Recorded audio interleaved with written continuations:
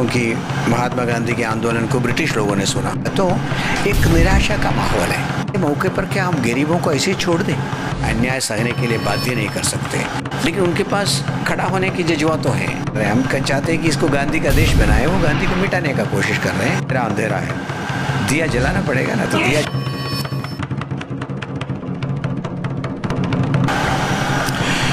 नमस्कार, मैं विनय पांडे, आप देख रहे हैं मुनादी न्यूज़।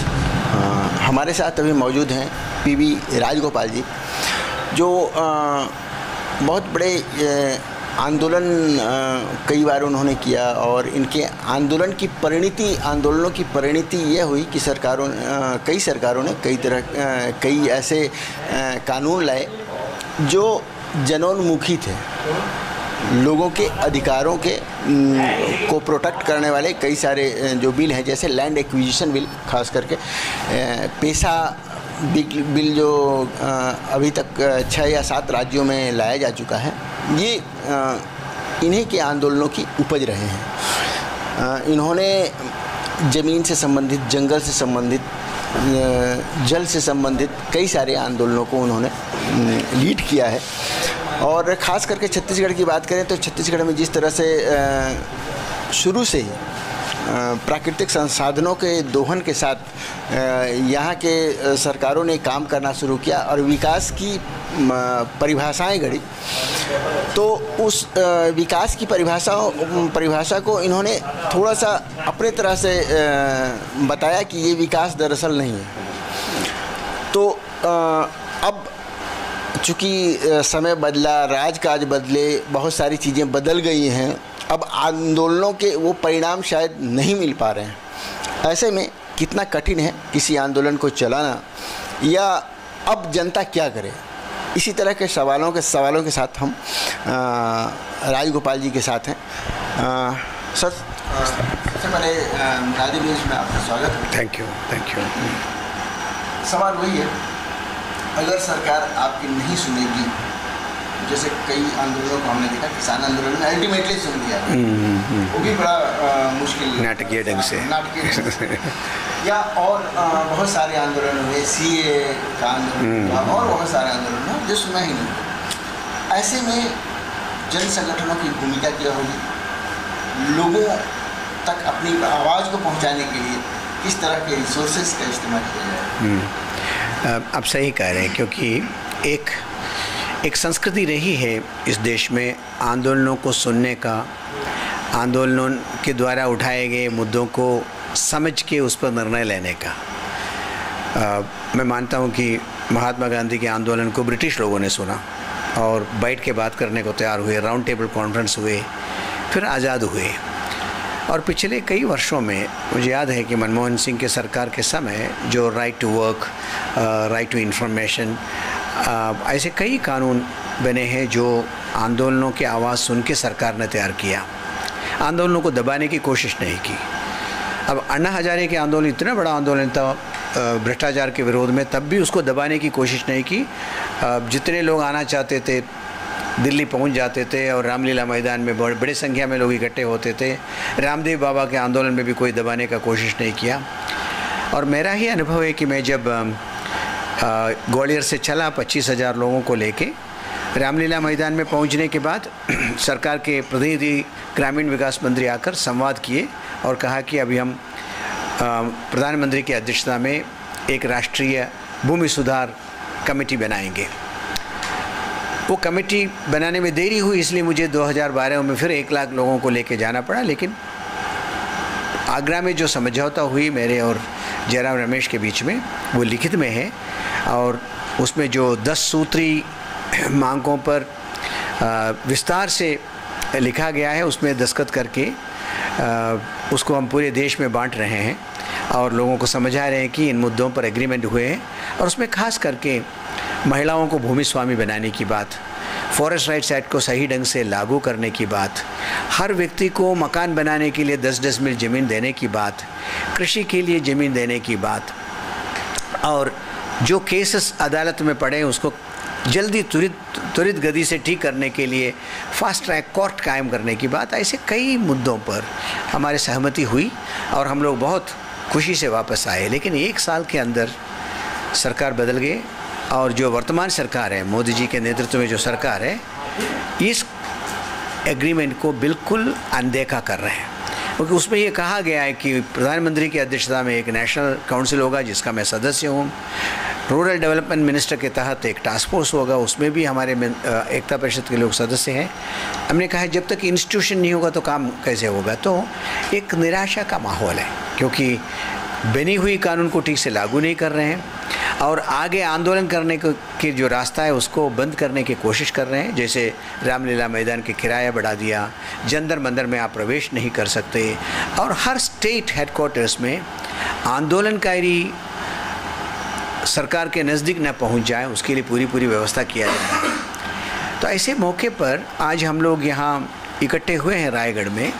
तो एक तरफ तो हम राम कुमार अग्रवाल जी के स्टैचू का उद्घाटन करेंगे, अनावरण करेंगे आज शाम को।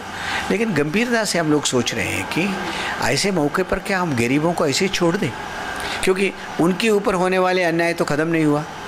हमारी तो आज़ादी है तो हम बंद करके जा सकते हैं, लेकिन वो कहाँ जाएंगे? उनका मकान जा रहे हैं, उनकी ज़मीन जा रहे हैं, उनका जंगल जा रहा है, उनका पानी जा रहा है और बड़े पैमाने पर शहर को फीड करने के लिए, शहर को संसाधन देने के लिए ये सारी चीज़ों का दोहन किया ही जा रहा है। तो इस भौगोलिकरण के और व्यापारीकरण के, शहरीकरण की दुनिया में गरीबों को अकेले छोड़ने से फ़ायदा नहीं। इसलिए व्यूह रचना बना रहे हैं कि गांधी के रास्ते पर चलकर अहिंसात्मक तरीके से कैसे आंदोलन को सशक्त बनाया जाए। अब यहाँ तो जो लोग इकट्ठे हुए उसमें बिहार के लोग हैं, झारखंड के लोग हैं, उड़ीसा के लोग हैं, छत्तीसगढ़ के लोग हैं, ये सब नॉन बीजेपी स्टेट के लोग हैं। तो नॉन बीजेपी स्टेट में कुछ स्पेस बनाने की कोशिश में हैं हम लोग, ताकि आवाज़ ऊपर तक जा सके और यहाँ आंदोलन शुरू हो। वैसे भी मध्य प्रदेश में भी कई आंदोलन की रूपरेखा बन चुकी है। नवंबर दिसंबर में कई आंदोलन की तैयारी है, आदिवासी आंदोलन की। और एक इंटरेस्टिंग बात क्या है, छत्तीसगढ़ में भी हम लोग जंगल सत्याग्रह के 100 वर्ष में सिहावा से एक आंदोलन शुरू करने जा रहे हैं। हम लोग उपवास में बैठेंगे।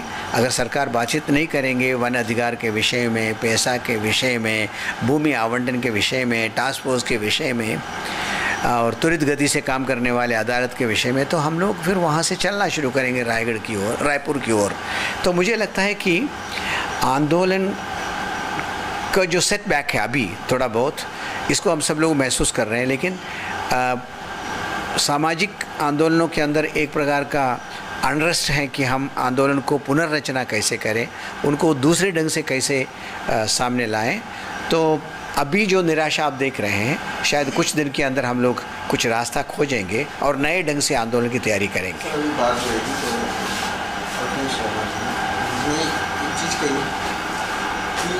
रमेश शर्मा ने बातचीत के जो विंडोज बंद किए जा रहे हैं सभी सरकार, बिल्कुल बिल्कुल, जब ये विंडो ही बंद हो जाएगा तो कैसे मतलब आपके आंदोलनों का कोई महत्व हो जाएगा? मुझे लगता है कि विंडोज़ को खोलना भी पड़ेगा। विंडोज़ बंद करना सिर्फ उनके हाथ में नहीं है। अगर जन आंदोलन छोटा है आप विंडो बंद रख सकते हैं, लेकिन पिछले दिनों में कई जगह का अनुभव है कि सरकार को बाध्य होना पड़ा। अब जैसे गरीबी और दाम बढ़ने से श्रीलंका में जो हुआ आपने देखा, अपने पड़ोसी देश में देखा, प्रेसिडेंट को ही जाना पड़ा, नहीं वो भी आंदोलन ही है, किसी ने धक्का मुक्की नहीं की और थोड़ा बहुत चढ़ा होगा प्रेसिडेंट के मकान वगैरह में। आप कितना भी दरवाज़ा बंद कर सकते हैं, आप कितना भी ऑपरेशन कर सकते हैं, लेकिन जनमानस को बहुत दिनों तक भूखे नहीं रख सकते, अन्याय सहने के लिए बाध्य नहीं कर सकते। अब जबकि पूरी जनमानस को ही दो भागों में बांट दिया गया, आप कुछ भी करेंगे तो वो हिंदू मुसलमान हो जाएगा जी, वो हिंदुस्तान पाकिस्तान हो जाएगा, बिल्कुल आप चाइना के एजेंट हो जाएंगे जी, फाउंडेशन से पैसा लिया हुआ आदमी बन जाएंगे, बिल्कुल। ऐसे में आप अपनी बातों को आम लोगों तक कैसे पहुंचा पाएंगे? मुझे क्या लगता है कि इनके ये जो सरकार है उनके ताकत उन लोगों के बीच में ज़्यादा है जो खाता पीता है, जो आईटी में है, नौकरी कर रहा है, उनको लगता है सब ठीक ही तो चल रहा है। अब ये लोग काहे को हमारे सरकार को बिगाड़ने की कोशिश कर रहे हैं। इतनी ताकतवर सरकार को क्यों कमज़ोर कर रहा है? आम लोग जो है, अब आपने बिहार में, यूपी में देखा अग्निपथ के नाम से बच्चे कैसे सड़क पर आ गए। बेरोजगार लोग हैं, तकलीफ़मंद लोग हैं, विस्थापित लोग हैं, वो आज भी परेशान हैं। उनके पास पैसा कौड़ी नहीं है आपको देने के लिए, लेकिन उनके पास खड़ा होने की जज्बा तो है, लेकिन उनको नेतृत्व चाहिए। तो मुझे लगता है कि भावी आंदोलन इस देश में वंचितों का होगा। ये कस्बे तक जो है इनकी पकड़ हो सकता है ताकतवर लोगों का, लेकिन कस्बे के आगे जो 5 लाख गाँव है उसमें क्या पकड़ है? उसमें कौन है उनके मालिक? इन गरीब लोगों का जो पलायन कर रहे हैं पेट भरने के लिए अहमदाबाद और बम्बई जा रहा है, उनका कौन है? कोविड के समय आपने देखा होगा किस प्रकार ह्यूमिलेट किया लोगों को, किस प्रकार लोगों का अपमानित किया। उठक बैठक करा रहे हैं, मुर्गी बना रहे हैं, और जो पैदल चलने वालों को डंडा मारा जा रहा है। और अभी मैं परसों शहडोल गया था, उस घर में गया जहाँ 9 लोग गाड़ी से कट के मर गए। उनके घर जाए, हालत देखेंगे तो बहुत दुख होगा। तो मुझे लगता है वंचित समाज लीडरशिप के अभाव में चुप बैठे हुए हैं, लेकिन जिस समय वंचित समाज खड़े हो जाएंगे और संवेदनशील मिडिल क्लास और मीडिया उनके साथ खड़े हो जाएंगे तो चीज़ बदलने में देरी नहीं होगी। अभी हमारे ऊपर है कि वंचित समाज को कैसे खड़ा करेंगे अहिंसात्मक तरीके से, मीडिया, संवेदनशील मीडिया और मध्यम वर्गीय लोगों को कैसे खड़ा करेंगे। मुझे याद है कि जब मैं 25,000 लोगों को लेके चल रहा था, पता नहीं कहाँ से ट्रक भर के जूते आ रहा था, ट्रक भर के कंबल आ रहा था, दूध और रोटी आ रहा था। मैं उनसे लोगों से पूछता था आप लोग कहाँ हैं? कि हम लोग खाते पीते लोग हैं, लेकिन इतने गरीबी हमने कभी नहीं देखा। 25,000 लोग बिना चप्पल के और फटे कपड़े में इतने अनुशासित ढंग से चल रहा है।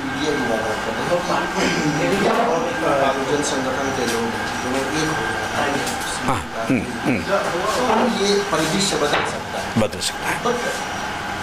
मीडिया आपके आज जो आप देख रहे हैं, खास करके इलेक्ट्रॉनिक मीडिया का चरित्र, क्या आपको लगता है कि वो परिदृश्य बदलने देगा?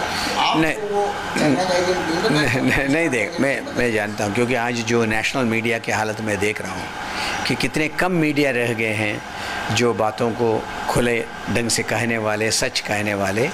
सबके सब जिसको गोदी मीडिया कह रहे हैं उसी लाइन में जा रहे हैं। तो मैं क्या सोच रहा हूँ कि तमाम इंदिरा जी के दबाव के बावजूद भी उस समय जयप्रकाश के साथ खड़े होने के लिए लोग तैयार हो गए थे। एक समय आएगा जब लोगों को लगेगा कि ये सब ठीक है, ऊपर का विकास और सड़क और ये सब ठीक है, लेकिन पेट्रोल का दाम 100 रुपया है, चावल का, दाल का दाम इतना ज़्यादा है, कितना भी कमा रहे हैं वो कम पड़ रहा है। तो मुझे लगता है कि लोअर मिडिल क्लास के अंदर भी अशांति है। वो अशांत लोग अभी डर के मारे, क्योंकि अब थोड़ा बहुत जो खा रहा है उसको भी क्यों ख़त्म करेंगे, जेल क्यों जाएंगे। ये जो है सरकार हमेशा इसको इस्तेमाल करते हैं। आपके अंदर जो असुरक्षा की भावना है उस भावना को और ज़्यादा गहरा बना के आंदोलन करने से आपको रोकते हैं। लेकिन एक समय आता है समाज में सारे असुरक्षा के भाव को छोड़ के, अब आज़ादी के आंदोलन में कौन किसको क्या दे रहा था? इतने सारे लोग जो जेल में गए तो क्या उनको गांधी क्या दे रहा था? कुछ भी नहीं दे रहे थे। ये कह रहे थे कि देखो अपने बेड़ियों को खुद ही काटना है, खड़ा हो जाओ। उस प्रकार के एक लीडरशिप की आवश्यकता है, उस प्रकार के एक माहौल की ज़रूरत है। और वो माहौल आज तुरंत नहीं है, लेकिन मैं देश भर में घूमते घूमते महसूस कर रहा हूँ कि आज नहीं तो कल वो माहौल बनने वाला है। कांग्रेस राहुल गांधी भारत जोड़ो यात्रा लेके चल रहे हैं। सभी जन संगठनों से अपील की है कि वो उनका प्लेटफॉर्म दें, वो या उनके साथ जुड़े, लोगों को जोड़ें। तो जन संगठन कैसे? जन संगठन कह रहे हैं कि हम साथ देंगे, लेकिन आपको ऐसे ही चलना नहीं है। जन संगठनों के आंदोलन में आपको पहुंचना है, उनसे संवाद करना है, उनकी तकलीफ़ों को समझना है। और कभी कहीं सत्ता में आया तो जिन बातों को वायदा कर रहे हैं उसको करना है। उसके साथ हमने ये भी कहा जिन प्रांतों में आप सत्ता में हैं वहाँ तो कम से कम करो, आदिवासियों का काम करो, दलितों का काम करो, गरीबों का काम करो, तो कर ही सकते हैं। राजस्थान में, छत्तीसगढ़ में कौन रोकता है आपको? तो मुझे लगता है ये बातचीत वाला मामला नहीं है। एक तो संघर्षों से जुड़ना, क्योंकि हमेशा आप कहोगे हमसे जुड़ो, ये नहीं हो पाएगा। आप जुड़िए, संघर्षों से जुड़िए और लोगों को विश्वास में लीजिए और अपने संगठनात्मक ताकत तो बढ़ाइए। आपको बढ़ाना ही है, क्योंकि एक विपक्ष के अभाव में इस देश में बहुत गंभीर समस्या हो रही है। लेकिन साथ साथ आपको परफॉर्म करना पड़ेगा। ये सिर्फ वायदा नहीं है, वायदा तो बहुत सालों से हमको मिल रहा है, बहुत लोग वायदा कर रहे हैं। परफॉर्म करना पड़ेगा। और परफॉर्म कहाँ करेंगे? जहाँ आप सत्ता में हो वहाँ परफॉर्म करिए। तो उस प्रकार की एक चर्चा हमारी चल रही है।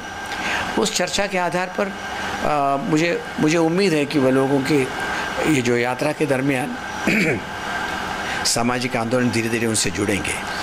ऐसे एक संवाद बीजेपी से भी हम उम्मीद कर रहे हैं। मैं कितने बार गया ग्रामीण विकास मंत्री के पास, मैं 5 बार गया होगा डेलीगेशन लेके। प्रधानमंत्री से मैं 1 बार मिला। मैं उनसे कहा, देखिए हमारा कोई झगड़ा नहीं है, हम सिर्फ गरीबों के हित चाह रहे हैं, क्योंकि हम दुश्मनी मान के काम करने वाले लोग नहीं हैं। लेकिन गरीबों का काम आप नहीं करेंगे तो हमारा आपका संघर्ष होना है।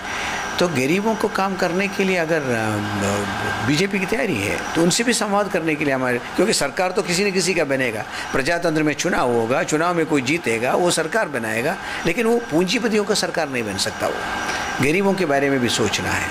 मैं जब हमारे छत्तीसगढ़ के गवर्नमेंट बना बघेल जी का, मैंने कहा कि जितने लोग विस्थापित हुए हैं छत्तीसगढ़ में, उस ज़माने से आप देखें तो लाखों लोग विस्थापित हुए हैं। नदी के नाम से, नाले के नाम से, कोयले के नाम से, मिट्टी के नाम से। पहले इनका सबका पुनर्वास करिए आप, क्योंकि ये सब कहाँ है ये भी पता नहीं है। तो एक बार एक कमेटी बनाइए जो पुनर्वास का काम पूरा करे। आगे से पुनर्वास के बाद ही विस्थापन की बात करिएगा। पहले पुनर्वास करिए, फिर उसके बाद कहिए कि आप यहाँ से हटिए। ये जो तरीका है कि गरीब आदमी को धक्का मार के बाहर कर सकते हैं, अमीर आदमी को ज़मीन दे सकते हैं, इस प्रक्रिया को कम्प्लीटली बंद करिए। तो अगर संवाद के माध्यम से अपने पॉलिसी डायरेक्शन को बदलना चाहें, हम ये नहीं करें आप विकास मत करिए, लेकिन विकास का भी एक तौर तरीका है ना। ये तो बंदर बाट जैसा चीज़ों को बांटने से फ़ायदा नहीं है। तो मुझे उम्मीद है कि संवाद और संघर्ष के माध्यम से कुछ आगे बढ़ेगा। नहीं तो मेरा दिक्कत क्या है, इसको अब गांधी का देश कहना कठिन हो रहा है। इतनी भूखमरी, इतनी पीड़ा, इतनी तकलीफ, इतने पलायन है, और कोविड में आपने देखा लाश तैर रहा है गंगा में। इस हालत में गांधी का देश क्या है? तो वो गांधी को मिटाने का कोशिश कर रहे हैं। हम चाहते हैं कि इसको गांधी का देश बनाए, वो गांधी को मिटाने का कोशिश कर रहे हैं। तो कहीं न कहीं इस गहराई में कुछ लोग नए रास्ता खोजेंगे, ऐसा मेरा विश्वास है। और वो रास्ता खोजने में हम सब लोग घूम रहे हैं। मैं अभी दिल्ली में मीटिंग किया, उसके बाद लखनऊ में मीटिंग किया, अभी सीधी में मीटिंग किया, फिर कटनी में मीटिंग किया, आज यहाँ है, कल मैं चेन्नई पहुँच रहा हूँ। तो हम कोशिश कर रहे हैं कि कहाँ है वो सब संवेदनशील लोग जो खड़ा होना चाहता है, उसको खड़ा होना पड़ेगा। इतना कहने से काम नहीं चलेगा, अंधेरा अंधेरा है, दिया जलाना पड़ेगा ना। तो दिया जलाने वाले लोगों को इकट्ठा करने के प्रयास में अभी मैं पूरे देश में भ्रमण कर रहा हूँ। जैसे राणा जी बैठे, एक दिया जलाने वाला रांची में बैठा हुआ, ऐसे कई लोग हैं। उनका एक संगठनात्मक ताकत उभारने की बात है, अभी उसकी कोशिश में है। थैंक यू सर, हमसे बातचीत करने के लिए, और इस उम्मीद के साथ कि गांधी नाम का दिया जलेगा, पूरे देश में रोशनी आएगी, अंधेरा छटेगा, सो कॉल्ड अंधेरा। अब कई लोगों को लगता है अंधेरा है, कई लोगों को लगता है कि बहुत ज़्यादा उजाला है। तो अगर ये अंधेरा है तो उजाला है, अगर ये सच में उजाला है तो रोशनी हर एक घर तक पहुँचे। देखते रहिए मुनादी न्यूज़। धन्यवाद।